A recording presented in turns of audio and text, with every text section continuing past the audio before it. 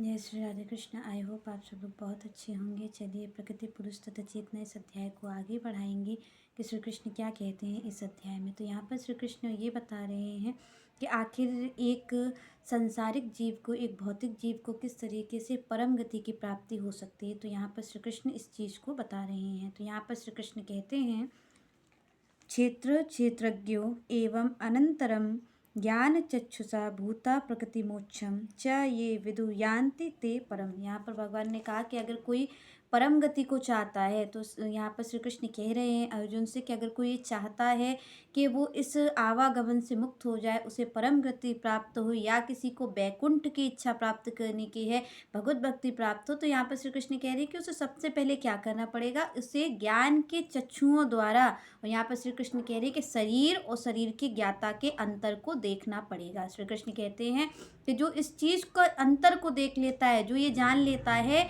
कि भाई एक तो ये शरीर है और दूसरा शरीर का ज्ञाता है जो भगवान है, अगर इस अंतर को कोई देख पाता है, क्योंकि आप और हम क्या करते हैं कि हम जब अपनी दृष्टि से देखते हैं, यहाँ पर भगवान ने क्या कहा कि जब कोई ज्ञान के चक्षुओं द्वारा देखेगा, और हमें जो दृष्टि मिली है वो कैसी मिली है, हमारी दृष्टि कैसी है, भौतिक दृष्टि है। तो यहाँ पर भगवान ने कहा कि जो शरीर को और शरीर के ज्ञाता के अंतर को देखता है, और यहाँ पर श्री कृष्ण कहते हैं किस तरीके से, ज्ञान के चक्षुओं द्वारा। श्री कृष्ण कहते हैं उसको परम लक्ष्य की प्राप्ति होती है। तो यहाँ पर आप और हम अपने अगर नेत्रों की बात करें तो हमारे तो भौतिक नेत्र हैं, और भौतिक नेत्रों से आप क्या देखोगे, यही मांस का बना हुआ शरीर ही तो आप और हम देख पाते हैं कि भाई यही है, इससे ज़्यादा आप और हम क्या जानते हैं। पर यहाँ पर श्री कृष्ण ने इसी चीज़ को कहा कि आप कब प्राप्ति कर सकते हो, सबसे पहले आपका दृष्टिकोण बदलेगा। यहाँ पर भगवान ने वेश बदलने की, देश बदलने की बात नहीं की, क्योंकि आप और हम तो ये जानते हैं कि भाई भगवान की प्राप्ति करनी है तो शायद हमें भगवा कपड़े पहनने पड़ेंगे, शायद हमें गेरुए वस्त्र धारण करने पड़ेंगे,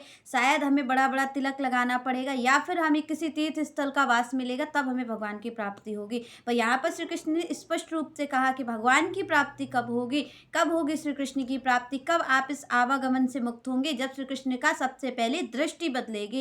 यहाँ पर श्री कृष्ण कहते हैं कि भाई सबसे पहले ज्ञान के चक्षुओं द्वारा जब आप देखना प्रारंभ करेंगे, जब आप स्पष्ट चीजों को देख पाएंगे, श्री कृष्ण कहते हैं तब प्राप्ति होगी, तब मेरी प्राप्ति हो सकती है। तो आप और हमें ये स्पष्ट हो जाना चाहिए कि यहाँ पर श्री कृष्ण ने कहा कि भाई जब कोई ज्ञान के चक्षुओं द्वारा देखेगा, तो यहाँ पर ज्ञान किससे मिलेगा। आप और हम ये सोचिए कि भाई ज्ञान के चक्षुओं द्वारा भगवान ने कहा, तो ऐसा तो नहीं कहा कि दूसरे नेत्र लगवा लो, ऐसा तो नहीं है कि ज्ञान के चक्षु आपको और हमें कहीं दुकान पर मिलते हैं जो कि आप और हम उन्हें लगवा लेंगे।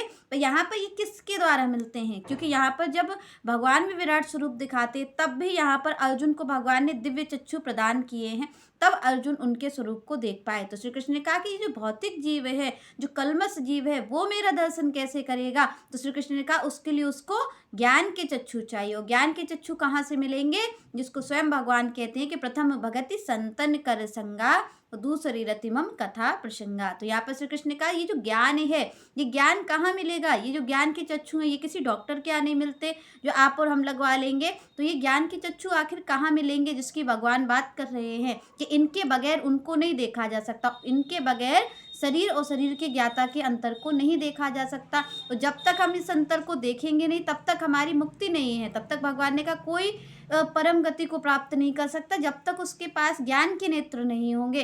तो यहाँ पर ज्ञान के नेत्र कहाँ से प्रदान होंगे, वो होंगे संत द्वारा, वो होंगे भगवत भक्त द्वारा।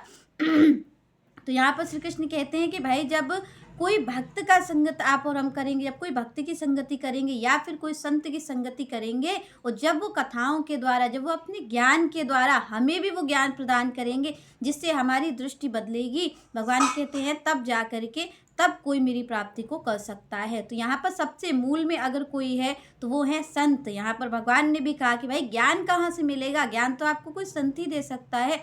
क्या भौतिक कलमश से जीव आपको कोई ज्ञान दे सकता है? क्या आप और हम ये सोचे कि यहीं पर आप और हम अपने घर में ही रह रहे हो, इसी जगह ही कोई हमें ज्ञान दे देगा? तो यहाँ पर भगवान ने कहा भाई कोई संत की जरूरत तो आपको और हमें पड़ेगी। किसी भी चीज़ को प्राप्त करने के लिए आप और हम सोचिए कि कोई भी चीज़ हमें कहीं पर जाना भी होता है नई जगह, तो भी हम किसी से पूछते हैं कि कोई हमें बताए, जिससे कि हम वो रास्ता हमारे लिए सुगम हो जाए।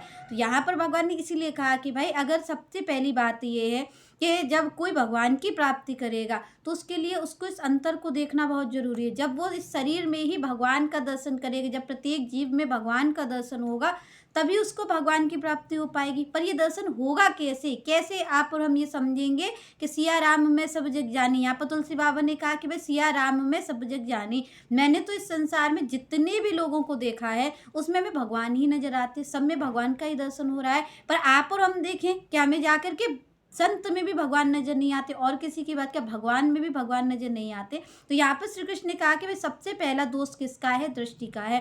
और आपको और हमें क्या बदलना पड़ेगा? आपको और हमें दृष्टि बदलनी पड़ेगी। यहाँ पर श्री कृष्ण ने किसी वेश की, देश की, किसी चीज की बात न करके यहाँ पर श्री कृष्ण कहते हैं कि भाई इसके लिए ज्ञान के चक्षुओं की जरूरत होगी।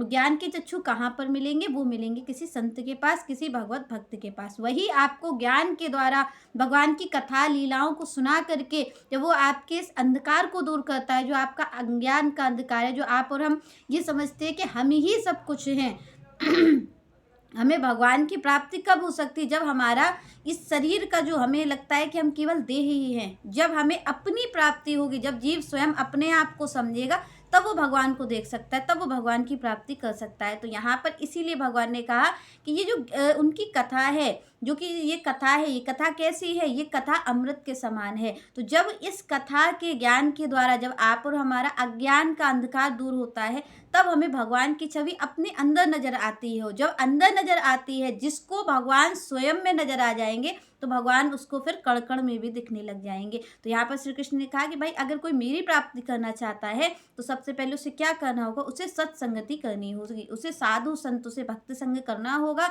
जिससे उसे ज्ञान के चक्षु प्रदान होंगे। जब ज्ञान के चक्षु प्रदान होंगे, जब उसके पास ज्ञान होगा, जब वो कण कण में मुझे देख पाएगा, श्री कृष्ण कहते तभी उसको बैकुंठ की प्राप्ति हो सकती है, तभी उसे भगवान की प्राप्ति हो सकती है। अन्यथा कोई उपाय नहीं। चाहे आप और हम कितना भी वेश धारण कर लें, चाहे आप और हम कितना भी नाटक कर लें, तो उससे कोई भी फायदा नहीं हो सकता है। क्योंकि यहाँ पर श्री कृष्ण ने भी स्पष्ट कहा कि जब तक संत की कृपा नहीं होगी, जब तक किसी भक्त की कृपा नहीं होगी, जब तक वो आपको ज्ञान नहीं देंगे, जब तक वो ज्ञान से आपके इस अज्ञान के अंधकार को दूर नहीं करेंगे, तब तक आप और हमें भगवान सन्मुख भी हमारे खड़े होंगे तो भी आप और हम उनका दर्शन नहीं कर सकते। इसीलिए यहाँ पर गुरु की जो महत्वता है वो बहुत अहम है, क्योंकि बिना गुरु के कोई भी भगवान की प्राप्ति नहीं कर सकता है। चलिए नेक्स्ट चर्चा हम नेक्स्ट वीडियो में करेंगे। तब तक के लिए जय श्री राधे, जय श्री कृष्ण।